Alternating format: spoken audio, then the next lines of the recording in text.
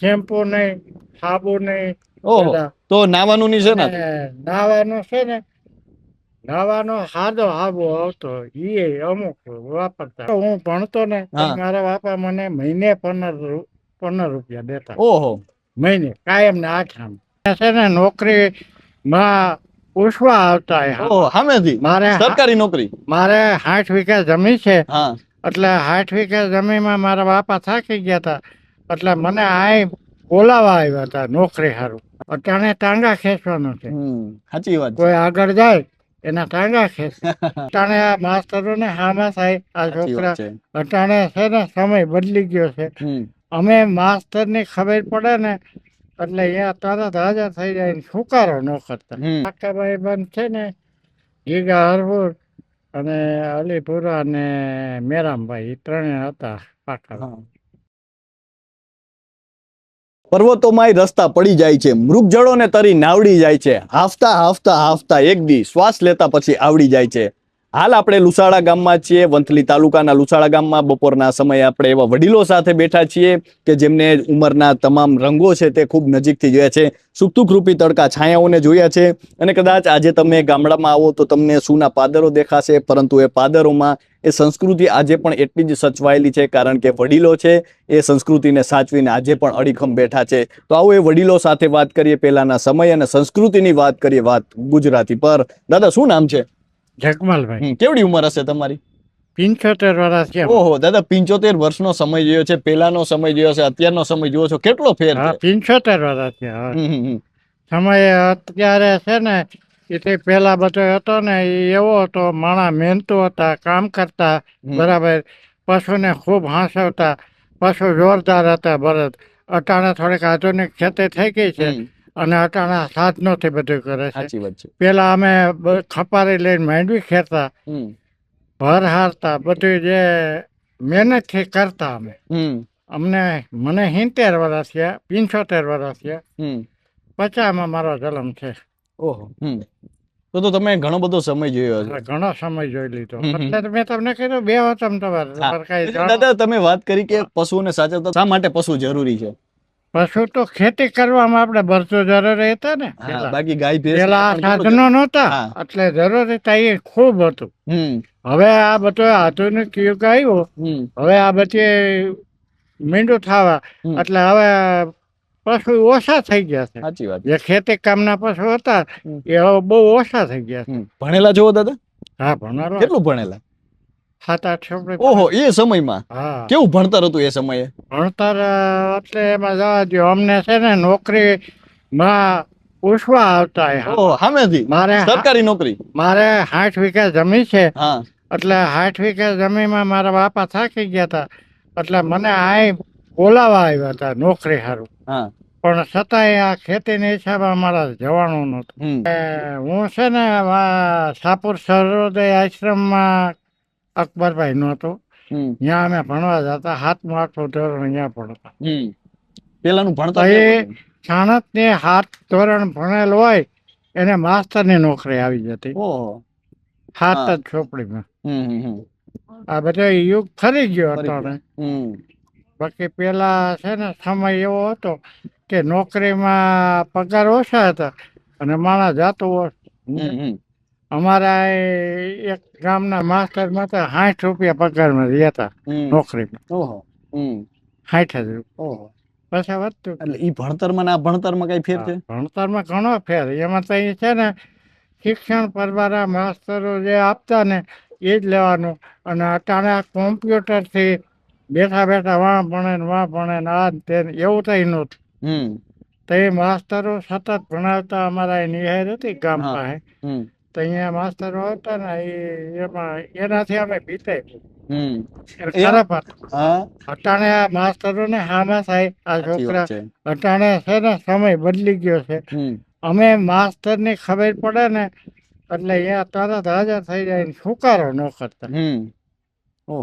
માસ્તરો એટલી બીક. પેલા ખોરાક કેવા હતા દાદા? ખોરાક એટલે સાદા ખોરાક હતા પેલા, એટલે માણામાં શક્તિ તાકાત હતી. આ જે શાકભાજી છે ને એ દવા વાળા છે અટાણે, અને અટાણે ખોરાકમાં નબળાય છે.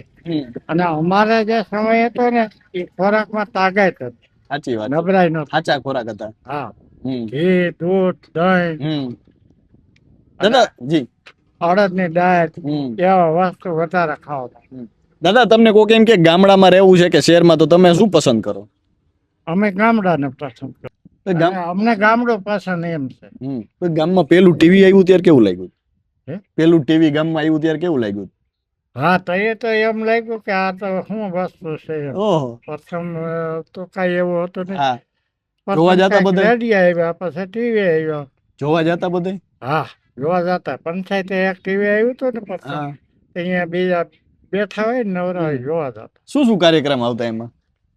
એમાં ખેતીવાડીના કાર્યક્રમ વધારે આવતા. હા હા હા. હવે તો મોબાઈલ આવી ગયા. મોબાઈલ આવી. મોબાઈલ અત્યારે મોબાઈલ અમે તો જોઈએ છે, સમય છે. અત્યારે જે કરો એ આવી જાય મોબાઈલમાં. ભારેમાં એટલે મોબાઈલ હોય અને બધે આવી બેઠા બેઠા આંગળીને ટેરવે થાય. લાખોના મોબાઈલ હોય. હા, એ હારા? એટલે એ મોબાઈલ છે ને એ તો સગવડ આવે ને હોય ને. એ હારા કે ન હારા? એવો મોબાઈલ તો હું હારા પડે. અત્યારના સમય પ્રમાણે કરવું પડે બધું એને. દેખા દેખી વધી ગઈ અત્યારે? હે? અત્યારે દેખા દેખી વધી ગઈ એવું લાગે? હા, દેખા દેખી વધી ગઈ. નબળો માણસ મોબાઈલ લઈ આવ્યો પારીમાં. હા, સાચી વાત છે. ઓલા જે છે એને હોય એવું બતાવીને કરવું. ગાડીઓ આવી ગઈ, ઘરે ગાડીઓ. ઘરે ગાડીઓ થઈ ગઈ. અમે તો મહેનત કરીને હાલીને જાતા ને આવતા ને વાડીએ એ સમય હતો તઈ. અત્યારે ખોટા ખર્ચા વધી ગયા એવું લાગે? ખોટા ખર્ચા બહુ. અત્યારે જે આ ખર્ચા છે ને એ અમારા સમયમાં નહોતો. શેમ્પુ નહીં, સાબુ નહીં. ઓહો, તો નાવાનું ની છે ને? નાવાનું છે ને, નાવાનો સાદો આબો આવતો, એ અમુક વાપરતા, બાકી તો ન વાપરતા. કપડા ધોવાના શેમ્પુ આ તે. અત્યારે ખર્ચા બહુ વધી ગયા. ટીવી ના, મોબાઈલ ના, આરોના રૂપિયા ભરવા પડતા. અમારા સમયમાં એક દાણા અને નેણ બે વસ્તુ હોય ને એટલે અમારું રડી જતું.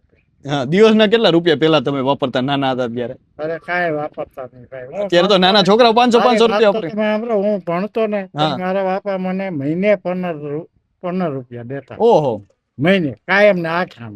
ઓહો. ભણતો ને તોય મને 15 રૂપિયા મહિને. એનું શું લેતા તમે? એનું શું લેતા તમે? એટલે એની વસ્તુ ઘણી આવતી હતી ને. હા, શું શું આવતું એમાં? જે આપણે ખાવું પીવું હોય કોઈ શું ખાતા એ વસ્તુ આવી જાય. કોઈ સિંગ છે, કોઈ કઈ બીજું સિંગ ને એવું બધું હતું. એવું બધું. આ પડીકા ને એવું તો કઈ નતું ને? અત્યારે તો પડીકા આ પડીકા નતા કઈ. હા હા હા. અત્યારે તો આ બધું બહારનું પાણીપુરી, ભેળપુરી ને આ બહારનું પાણી, પડીકા આવી વસ્તુ કાંઈ નમરે છે. પછી ખોરાક ખાધો, ખર્ચો ઓછો, બધી રીતે માણસને તો એ ઓલું હતું. જરૂરી એટલું નહોતું. એટલા આ સુવિધા વધી ને એ માણસને કમાવવું વધારે પડે, ખર્ચો વધારે થાય.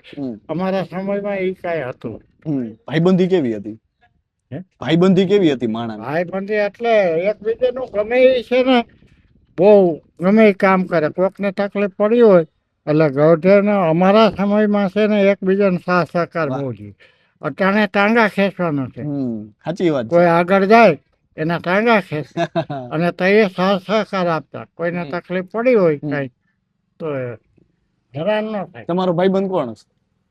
અમારા ભાઈબંધો તો અત્યારે વ્યક્ત છે, બીજા હોય ગયા. ઓહો, પાક્કું ભાઈબંધ કોણ? એ પાકા ભાઈબંધ છે ને ગીગા હરપુર અને અલીપુરા અને મેરામભાઈ, એ ત્રણે હતા પાકા. નથી અત્યારે? અત્યારે એમાં એકાદ છે, બાકી તો હોય ગયા. હું એક થાય ત્યારે? હા, ભાઈબંધ આખી સમય સાથે રહ્યા હોય ને ત્યારે. હા, એટલે એવો ભાવ હતો. ભાવ છે ભાઈ, ભાવ હતો માણાનો અને તે સમય એવો હતો. હવે તો કઈ ફેર નથી પડતો. અત્યારે આ સુવિધા વધે, સગવડતા વધે એટલે ખર્ચા બહુ વધ્યા. માણસને કમાવવું વધારે પડે, કારણ કે આ બધું પુરવાઈ કરવી ને. સાચી વાત છે. અને પેલા અમારે એ કઈ હતું ને એટલે પૈસાની જરૂર ન પડતી બહુ. અને પૈસો તો હતો નહીં કોઈ પાસે. તો દાદા જે વાત કરી રહ્યા છે પહેલાના સમયને એમની નજરે જોયો છે અને ખૂબ લાંબા સમયથી તેઓ આ જીવનને જોતા આવ્યા છે. એક એવો અનુભવ છે કે જેમણે તમામ રંગોને ખૂબ નજીકથી જોયા છે. કદાચ આવો વડીલો પાસે બેસો, એમની પાસેથી એ સમયને વિશે તમે જાણો તો તમને જે જાણવા મળશે એક અનુભવનું એવું ભાથું હશે જે તમને ક્યારેય છે તે ટેન્શનમાં નહીં આવવા દે, કારણ કે એ સંઘર્ષમય સમયમાંથી આજે આ સમયમાં તેઓ જોઈ રહ્યા છે. તો હાલ બસ આટલું જ. ફરી મળતા રહીશું વાત ગુજરાતી પર.